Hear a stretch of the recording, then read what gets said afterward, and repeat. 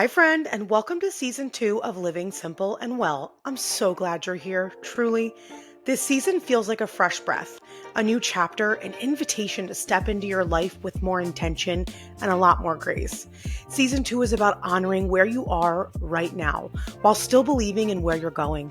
It's about slowing down without shrinking your dreams, about caring deeply for your body, your home, and your heart without guilt and without pressure. Here on Living Simple and Well, we talk about what it really looks like to live well in real life.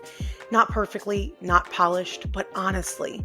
This season, we'll explore gentle productivity that supports your nervous system instead of draining it. We'll talk about wellness rooted in self respect, not shame, about creating a life that feels calm and meaningful while still allowing space for passion, purpose, and income.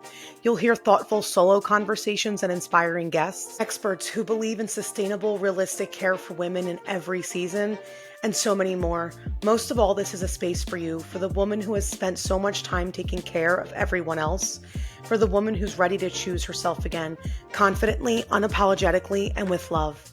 If you've been craving more peace, more alignment, and more joy in your everyday life, you're in the right place, friend. So settle in, take a deep breath, and let this season remind you that living simple and well can exist beautifully together. Welcome back to Living Simple and Well. There is something about recording later in the days. It's like almost it's 4:30 here that just feels extra cozy. I have my favorite blanket. I linked this earlier on my Instagram and my newsletter actually, I think.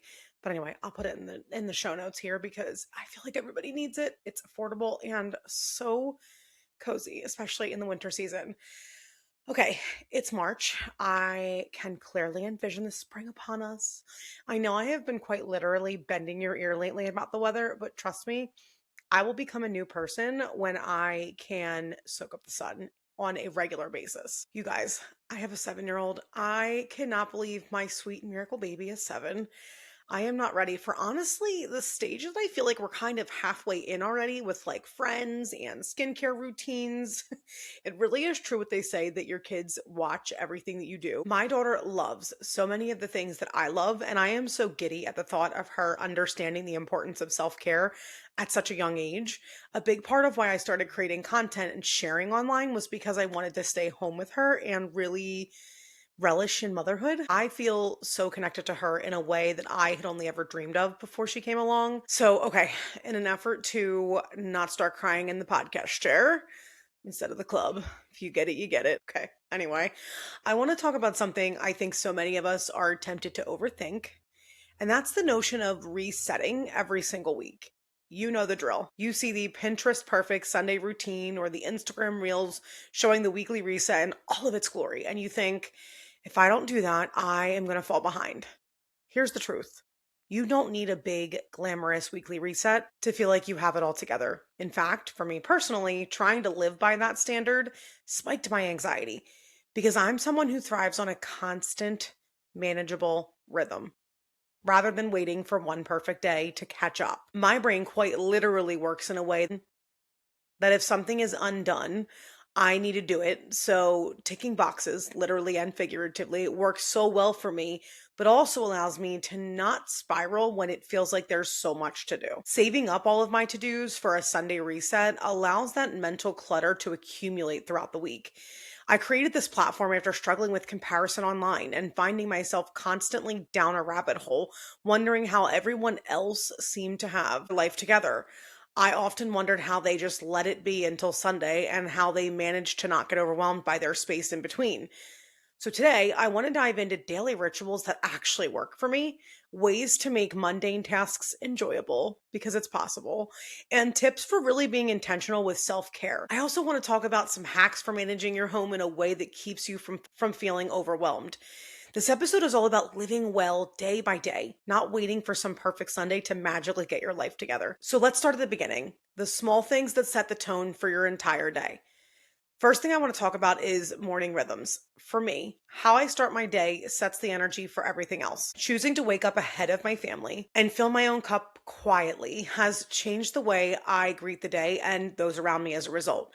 I love my lofty alarm clock because it gently wakes me with light and soothing sounds. There's just something so grounding about waking up gradually instead of being startled by a blaring alarm. It makes a subtle but big difference in my mood, if I'm honest. I choose a unique mixture of calm and productive tasks in the morning. As a type A girly, I am thriving when I am checking boxes. And as a recovering perfectionist, I am thriving equally when putting myself first. So, to give you a peek into how I've curated my own mornings and use this as inspiration, not something to literally apply to you. But the first thing I do is get dressed and do my skincare. I love to put on usually a matching workout set. It just makes me feel great. I usually make a warm drink and get my face in the sun. Yes, even in the cold weather. Our circadian rhythms, as I've talked about before, thrive on sunshine as early as we can get after waking. Even just 10 minutes. It's enough to wake my body up and signal that it's time to approach the day. I usually say some affirmations and then I love to jump on my vibration plate for maybe 5 to 10 minutes to physically wake my body up too. So if you're keeping track, the first 20 to 30 minutes of my day is for me. It's simple, but it's enough for now. My daughter is waking around this time, so I will help her make her bed and get her breakfast and start packing her lunch. I usually take this time to empty the dishwasher and wipe down the kitchen as well. Once she's packed, we get her dressed and we are off to school drop off. I do usually sneak in a little pre breakfast before or during drop off as well. Once I come home, I actually do my strength training, which is usually again 20 to 30 minutes. And then I make a bigger breakfast and my coffee before sitting down to check some emails and review my workday ahead. I do not set any calls before 10 a.m. because that hour is my window for me after drop off. This helps me truly settle and prepare for my day ahead, especially when not every morning is super simple getting a sassy girl out the door for school, if I'm totally honest. I dove into this example of my mornings here because it shows that you can weave time for yourself when still managing your home and needing to be present for your family. Now, we know we have a lot on our plates. That's probably why you clicked on this episode to begin with. The mental load is very real. We're managing our work, our homes, our schedules, and everyone else's. You guys know I like to keep my family on track without losing my mind. My little secret, this would not be an episode about managing it all if I didn't talk about our Skylight calendar. I can see everyone's appointments, especially when everyone remembers to put it in the calendar, school events, even random library trips at a glance. It's kind of like a cheat code for keeping the week running smoothly and saving my brain from trying to remember everything internally. Without this sounding like an ad, because it's not. I truly love it. When I found this, I was very overwhelmed from the color-coded Google Calendar that my husband swore he could never see. Our Skylight lives in the kitchen, a main hub for our home, and has everyone's everything on it. Before I had something like this, I used to have a million little post-its, scattered notes, and half-remembered plans floating around in my head. I'd be trying to juggle school pickups, appointments, and meal planning all at once. And honestly, it was exhausting. We have an active 7-year-old. Like, I am talking dance, gymnastics, Girl Scouts, prep classes, book fairs and science fairs, field trips, all of it. I am a multi-passionate mama and I have a husband who is working a platoon style rotating schedule as well as a program he's in that includes field training and clinical rotations. So we are booked and busy. If this works for us, I promise it will work for you. It keeps me proactive instead of reactive. I can prep lunches knowing what the day requires, set reminders for those library days, and even plan fun little outings around our schedule. It's one of those small tools that makes a big difference in feeling organized and calm. And the best part, it's visual, simple, and honestly a little satisfying to see everything laid out in front of me. It turns planning from a stressful task into something that actually helps me feel like I'm ahead instead of scrambling behind life. This tool has truly been so fully integrated into daily life. I read my recipes from here, have my grocery list on it, and it has a phone app. So it's quite literally in my pocket at all times too, especially when the husband forgot to tell me about his clinical rotation next week. Instead of spending hours on a Sunday trying to clean, plan, and prep for the week, I carve out 10 to 15 minutes a day to handle what I need. Daily small actions mean I rarely feel like I'm behind. This keeps my anxiety lower because I don't see a giant to-do list looming over me. I see manageable, bite-sized tasks that actually get done. So let's talk about this myth that you need a Sunday reset to have a good week. Here's my take. Living with a constant to-do list doesn't have to be overwhelming if you tend to your life strategically each day. Waiting for one big reset is actually, in my opinion, counterproductive. It piles pressure onto one day and makes the rest of your week feel chaotic if you miss it. Instead, I embrace small intentional habits daily, like tidying up as I go, doing a quick reset in the kitchen after each meal, or sorting laundry daily instead of letting it pile up. This way, my home almost always feels clean and organized, and I don't experience that Sunday panic. Those Sunday scaries people talk about, usually they don't have a good rhythm set up when they're experiencing them. One thing I do that's been a game changer comes straight from my phone notes. I have theme days for cleaning. Let me show you. I have not that you can probably see this, but rhythms and routines. I have a daily cleaning and laundry rhythm, 15 to 30-minute daily non negotiables, kitchen twice a day, morning during lunch prep, and before our wind down. The morning during lunch prep is empty the dishwasher, wiping the counters, and a quick sink reset.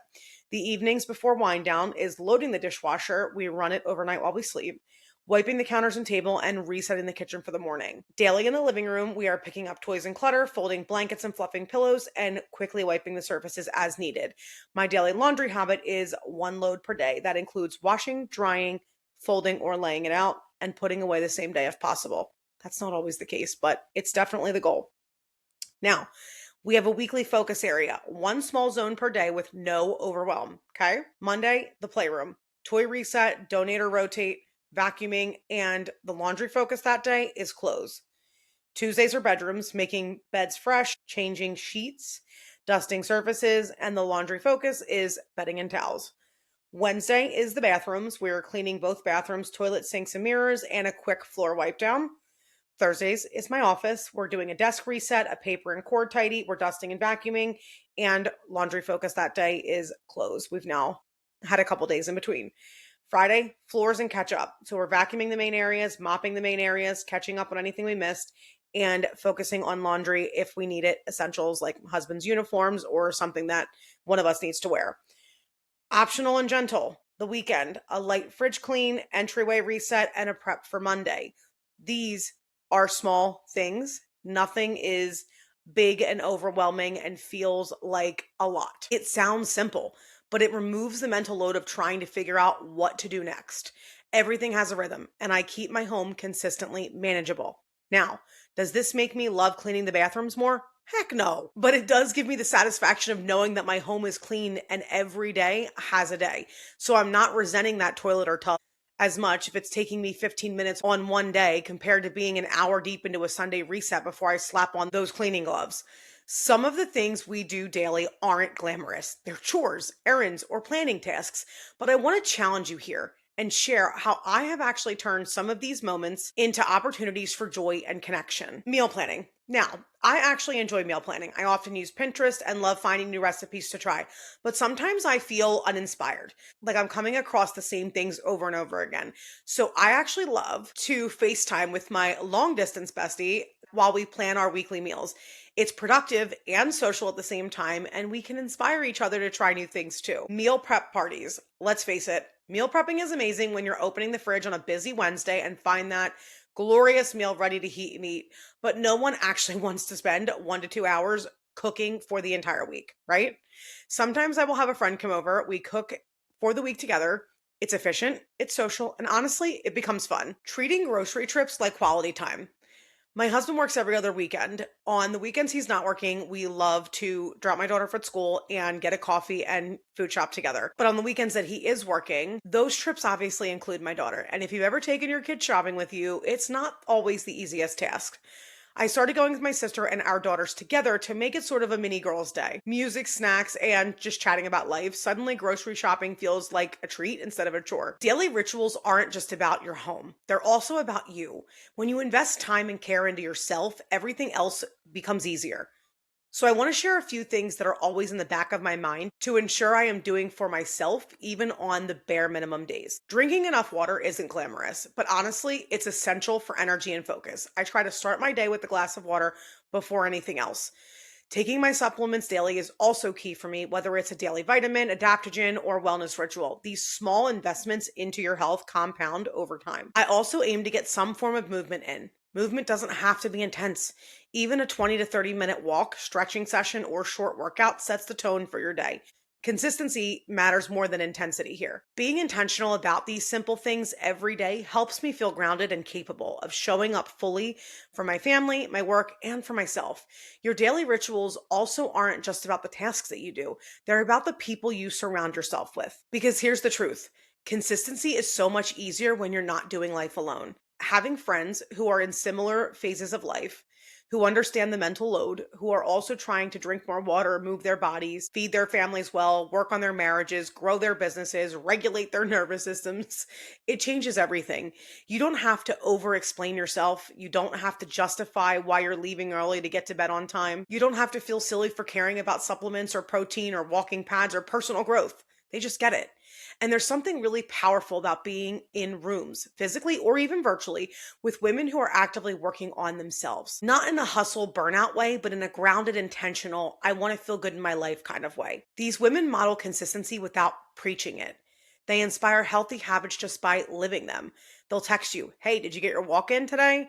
In the most loving way, of course. They'll swap meal ideas. They'll send you a podcast episode that helped them. They normalize caring about your mental and physical health. That's the kind of accountability that feels safe, gentle, sustainable, and your circle really should lift you up, not drain you. You should leave time together feeling encouraged, not depleted, supported, not judged. These are the people you call when you're overwhelmed and staring at the laundry pile thinking, I cannot do this today.